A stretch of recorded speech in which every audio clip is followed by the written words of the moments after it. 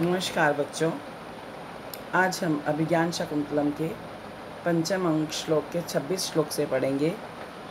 वैसे ही हम ये ऑनलाइन क्लास में हम ये श्लोक पढ़ चुके हैं, लेकिन आज मैं आपको इसकी वीडियो बनाकर भेज रही हूँ। शारंग्रव कहता है, इत्थम अप्रतिहतम चापलम दहति, कि इस प्रकार की जो चपलता जो होती है, चंचलता जो होती है, वो जलाती है। शकुंतला कहती है, अतः परीक्षा कर्तव्य विशेषात संगतम रहे, अज्ञात हृदयेषु एवं वैरी भवति सौहृदम। शारंग्रव कहता है कि ये शकुंतला, अतः रह संगतम विशेषात परीक्षा कर्तव्यम,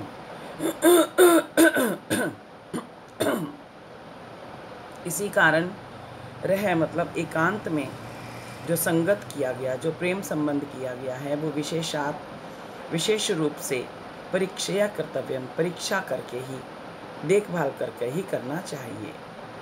अज्ञात हृदयेषु सौहृदम एवं वैरी भवति, अनजान हृदय वालों के साथ, अज्ञात हृदयेषु, अनजान जो लोग होते हैं उनके साथ प्रेम वैरी भवति, इसी प्रकार वैरी हो जाता है, शत्रु बन जाया करता है। शारंग्रव शकुंतला को समझाता है कि एकांत प्रेम पूरी तरह परीक्षण करके ही करना चाहिए, अन्यथा वह बहुत दोषपूर्ण हो जाता है।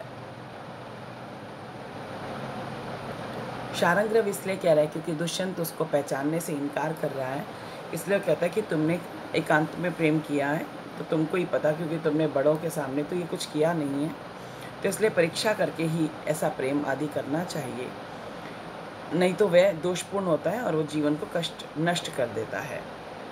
राजा कहता है कि अरे महोदय, इस शकुंतला पर विश्वास करके क्रोध भरे शब्दों से हमें क्यों व्याकुल कर रहे हो। शारंग्रव ईर्ष्या पूर्वक कहता है कि आप सभी तपस्वियों ने अच्छा बुरा अब सुन लिया है। आजन्मनः शाठ्यम अशिक्षितो यस्तस्य प्रमाणम वचनम जनस्य पराति संधानम अधीयते यैर्विद्येति ते सन्तु किलाप्तवाचः। यह जन्म आजन्मन है, इस शकुंतला ने आजन्मन है, जन्म से लेकर आज तक शाठ्यम जो चालाकी है, धूर्तता है, किसी को ठगना है, अशिक्षित है, नहीं सीखा है। मतलब इसने आश्रम में रहकर, जन्म से लेकर आश्रम में रहती हुई इसने कभी भी किसी को छलना, धोखा देना नहीं सीखा है। तस्य जनस्य वचनम अप्रमाणम, और उस शकुंतला के वचन तो अब अप्रमाणिक है, झूठे हैं। यही पराति संधानम विद्या इति अधीयते, और जिस राजा के द्वारा इस राजनीति में दूसरों को ठगना एक विद्या इति अधीयते, एक विद्या मानकर शिक्षा प्राप्त की जाती है, तो उसके वचन निश्चय से आप्त वचन मतलब प्रामाणिक हैं। भावार्थ है कि शारंग्रव कहता है कि शकुंतला ने कभी छल कपट सीखा ही नहीं, उसे तो झूठी मान रहे हो। जो राजनीति जैसी छल कपटपूर्ण विद्या जानते हैं, उस राजा की बात को आप प्रामाणिक बता रहे हो, ये कैसे संभव है। राजा कहता है, हे सत्यवक्ता, हम मान लेते हैं कि हमें इस प्रकार के धूर्त हैं, तो इसे शकुंतला को ठगने से हमें क्या लाभ होगा। तो शारंग्रव कह रहा है कि पतन हो जाएगा और क्या होगा। राजा कहता है कि पुरुवंशी पतन की इच्छा करते हैं, यह विश्वास करने योग्य नहीं है। शारदूत कहता है कि हे राजन, विवाद करने से क्या प्रयोजन, गुरु की आज्ञा हमने कर दी है, अब हम वापस जा रहे हैं।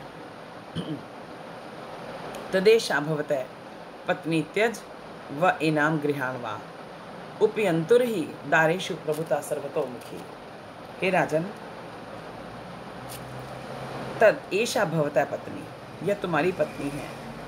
इनाम त्यज, इसको तुम छोड़ दो, वा गृहाण वा, या इसको ग्रहण कर लो ही, क्योंकि उपयंतु जो विवाहित पति होते हैं, दारेषु पत्नी पर सर्वतोमुखी प्रभुता, पूर्ण अधिकार होता है।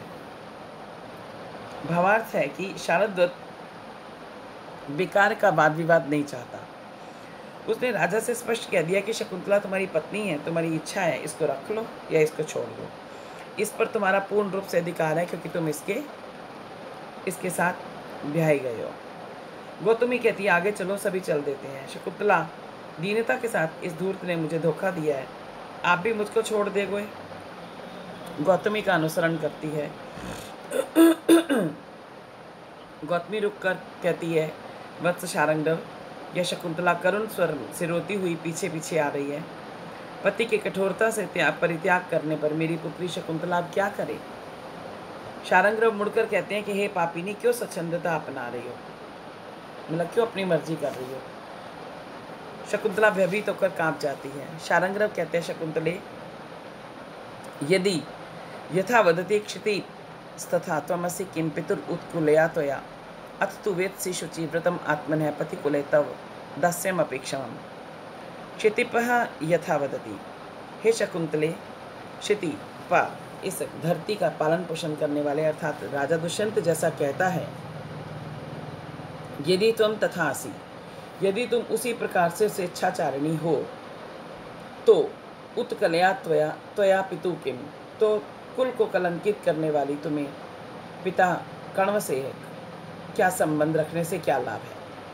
अतः तू आत्मनः व्रतम शुचि वेत्सि, और दूसरी तरफ यदि तुम अपने व्रत या प्रेम को, आत्मनः अपने आप को, प्रेम को, अपने को शुचि वेत्सि पवित्र मानती हो, तो पति कुले तब दास्यम अपेक्षम, तो तुम पति के कुल में दासी बनकर भी रहना भी तुम्हारे लिए उचित है। शारंगदेव कहते हैं कि निर्णय अब तो शकुंतला तुम्हारे हाथ में है।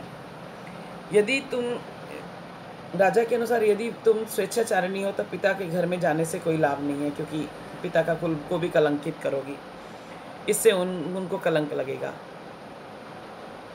यदि वह तुम सच्ची हो तो उसे पति के साथ पास दासी बनकर रहना चाहिए। रुको, हम तो जाते हैं। राजा कहता है, हे तपस्विन, इसको क्यों ठग रहे हो? देखो, कुमुदानी एव शशांका सविता बोधयति पंकजानी एव वशीनाम ही पर परिग्रह संश्लेष परांग मुखी वृत्ति ही। यह नियम है कि शशांका कुमुदानी एव बोधयति, शशांक जो चंद्रमा है वो कुमुद को, दो तरह के फूल होते हैं, एक कुमुद और एक कमल। जो चंद्रमा है, मतलब जब रात होती है तो कुमुद खिलता है और जब सुबह होती है तो कमल खिलता है। तो इसलिए वो कह रहे हैं यह नियम है कि चंद्रमा कुमुद को ही विकसित करता है और सविता पंकजानी है, सूर्य कमल को ही विकसित करता है। ही वशीनाम वृत्ति परिग्रह संश्लेष परांगमुखी, क्योंकि जितेंद्रिय का आचरण दूसरों की स्त्री के समागम से विमुख रहता है। चंद्रमा अर्थात कहने का भाव है कि चंद्रमा का प्यार कुमुद से रहता है, कमल के प्रति नहीं, अतः वह उसे ही विकसित आनंदित करता है। सूर्य का प्यार कमल से रहता है तो वह उसे ही विकसित करता है। ना तो चंद्रमा कमल को चाहता है, क्योंकि चंद्रमा तो कुमुद को चाहता है, और ना सूर्य कुमुद को, क्योंकि सूर्य कमल को चाहता है। संयमी व्यक्ति पराई स्त्री के प्रति कभी भी समागम की इच्छा नहीं करते, वे अपनी पत्नी से ही प्रेम करते हैं। अतः मेरा भी प्रेम अपनी पत्नियों के साथ ही है। तो शारंगदेव कहते हैं कि जब आप पूर्व वृत्तांत शकुंतला का प्रेम का अन्य नारियों से आसक्ति के कारण भूल ही गए हैं, अन्य नारियों में अपनी पत्नियों के साथ प्रेम के कारण जब भूल ही गए हो, तो आप अधर्म से डरने वाले कैसे हो सकते हो?